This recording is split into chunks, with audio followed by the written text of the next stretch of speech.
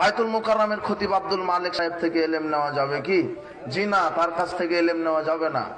আহলে হাদিসরা কেন এই সমস্ত জাহেলে মুরাক্কাবদেরকে স্টেজে নিয়ে আসে, এটা আমার বুঝে আসে না। নবী বলেছি, জানাজারে ইমামের পিছনে সূরা ফাতিহা তোমরা পড়বে, জানাজার সালাতে তোমরা সূরা ফাতিহা পড়বে।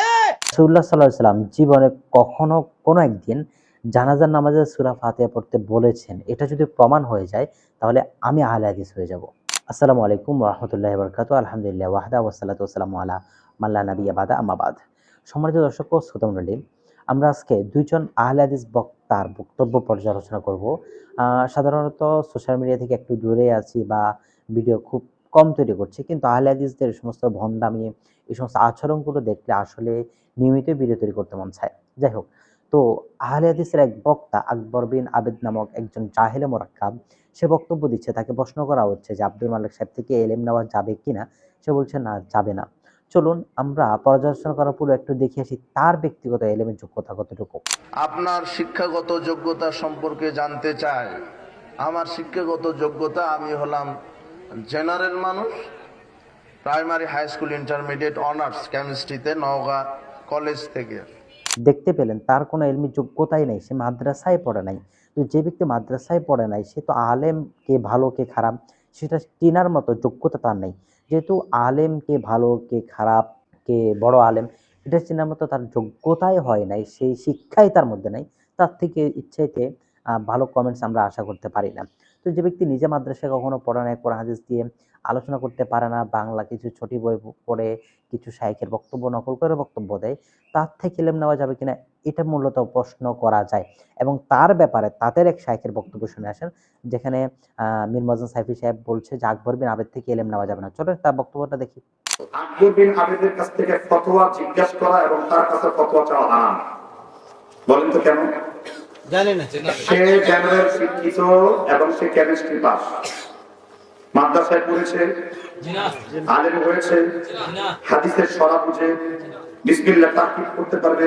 তো যেখানে আহলে হাদিসরাই বলছে এই সমস্ত আকবর বিন আবেদ থেকে ইলম নেওয়া যাবে না, সেখানে এই সমস্ত আকবর বিন আবেদের বক্তব্যকে সামনে রেখে আব্দুল মালিক সাহেবকে প্রশ্ন করা কতটা হাস্যকর এবং আহলে হাদিসের জন্য কতটা দুর্ভাগামূলক বক্তব্য, দুর্ভাগামূলক অবস্থান, আমরা এটা আর নির্ণয় করতে চাই না, এটা আর বলতে চাই না। তো যাই হোক, এবার আসি আমাদের এই আরেকজন আলোচক, আমি তার নামটা স্পষ্টভাবে জানি না।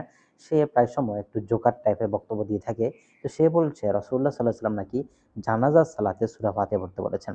আমি চ্যালেঞ্জ করছি গোটা আহলে হাদিসদেরকে, যদি রাসূলুল্লাহ সাল্লাল্লাহু আলাইহি ওয়াসাল্লাম জানাজার নামাজে সূরা ফাতিহা পড়তে বলেছেন এটা প্রমাণিত হয়ে যায়, তাহলে আমি নিজে আহলে হাদিস হয়ে যাব ইনশাআল্লাহ তাআলা। তো জানাজার নামাজে রাসূলুল্লাহ সাল্লাল্লাহু আলাইহি ওয়াসাল্লাম সূরা ফাতিহা পড়েছেন কিনা, সাহাবায়ে কেরাম কিভাবে জানাজার সালাত পড়েছেন, আসলে রাসূলুল্লাহ সাল্লাল্লাহু আলাইহি ওয়াসাল্লাম জানাজার নামাজে সূরা ফাতিহা পড়েছেন কিনা এই মর্মে কোনো প্রকার হাদিস পাওয়া যায় না। এবং রাসূলুল্লাহ সাল্লাল্লাহু আলাইহি ওয়াসাল্লাম নির্দেশ করেছেন এই মর্মে হাদিস একেবারেই নাই, টোটালি নাই। রাসূলুল্লাহ সাল্লাল্লাহু আলাইহি ওয়াসাল্লাম নিজেও জানাজার নামাজে সূরা ফাতিহা পড়ছেন কিনা এই ব্যাপারেও হাদিস পাওয়া যায় না। আবার রাসূলুল্লাহ সাল্লাল্লাহু আলাইহি ওয়াসাল্লাম নির্দেশ করেছেন জানাজার নামাজে সূরা ফাতিহা পড়তে, এই ব্যাপারেও কোনো প্রকার রওয়ায়াত পাওয়া যায় না। তবে সাহাবাদের আমলের ব্যাপারটা আমরা আলোচনা করতে পারি যে সাহাবারা কেরাম মূলত কিভাবে আমল করতেন এবং সাহাবায়ে কেরাম যেভাবে জানাজার সালাত পড়তেন মূলত সেটাই হচ্ছে রাসূলের পদ্ধতি। আমরা যদি মুসান্নিফ ইবনে আবি শাইবার ১১,৪৯৪ নম্বর হাদিসটা দেখি, যেখানে হযরত আলী রাদিয়াল্লাহু তাআলা কিভাবে জানাজার সালাত পড়েছেন এ মর্মে একটি রওয়ায়াত রয়েছে, যেখানে স্পষ্টভাবে রয়েছে হযরত আলী রাদিয়াল্লাহু তাআলা জানাজার নামাজের প্রথম তাকবীরে তিনি সানা পড়তেন, দ্বিতীয় তাকবীরে দরুদ শরীফ পড়তেন, তৃতীয় তাকবীর দেওয়ার পরে দোয়া পড়তেন আল্লাহুম্মা ইগফির লিয়াহইয়িনা ওয়া মাইয়িতিনা ইলা আখির, যে দোয়াটা আমরা পড়ি সেই দোয়াটি তিনি পড়তেন। অতএব সাহাবাদের আমল দ্বারা প্রমাণিত হয়ে গেল যে জানাজার নামাজে সূরা ফাতিহা নয় বরঞ্চ দোয়া পড়াটাই উত্তম এবং সাহাবায়ে কেরাম এটাই আমল করেছে। হ্যাঁ, কেউ যদি জানাজার নামাজে দোয়ার স্থানে সূরা ফাতিহা পড়ে, সূরা ফাতিহা পড়ারও সাহাবাদের থেকে নসিহত রয়েছে, তবে রাসূলুল্লাহ সাল্লাল্লাহু আলাইহি ওয়াসাল্লাম থেকে তারা যেটা বলছে রাসূল নির্দেশ করেছে এরকম কোনো মন্তব্য নেই। তো সাহাবায়ে কেরাম থেকে দুই ধরনের আমল পাওয়া যায়। সূরা ফাতিহা পড়ে জানাজার সালাত পড়েছে এটাও পাওয়া যায়। আবার রাসূলুল্লাহ সাল্লাল্লাহু আলাইহি ওয়াসাল্লাম সূরা ফাতিহা ছাড়া সানা, দুরূদ এবং দোয়া পড়ে জানাজার সালাত পড়েছেন এটাও পাওয়া যায়। অতএব উভয়টা সমষ্টিগতভাবে আমরা যে ব্যাপারে নসিহত বেশি এবং উভয়টাই তো সঠিক। কিন্তু আপনি যদি বলেন আমাদেরটা ভুল, এটা জাল হাদিস, এটা হাদিসে নাই, এটা কোথাও নাই, এটা কোরআন সুন্নাহর কোথাও নাই, আমরা নামাজ জানাজার সালাত হয় নাই, এরকম মন্তব্য যখন করে তখন আমরা আসলে প্রশ্ন করতে চাই, তখন আমরা এই ধরনের বক্তব্যগুলোর বিরুদ্ধে বক্তব্য দিই এবং কি সেগুলোকে প্রতিহত করার চেষ্টা করি।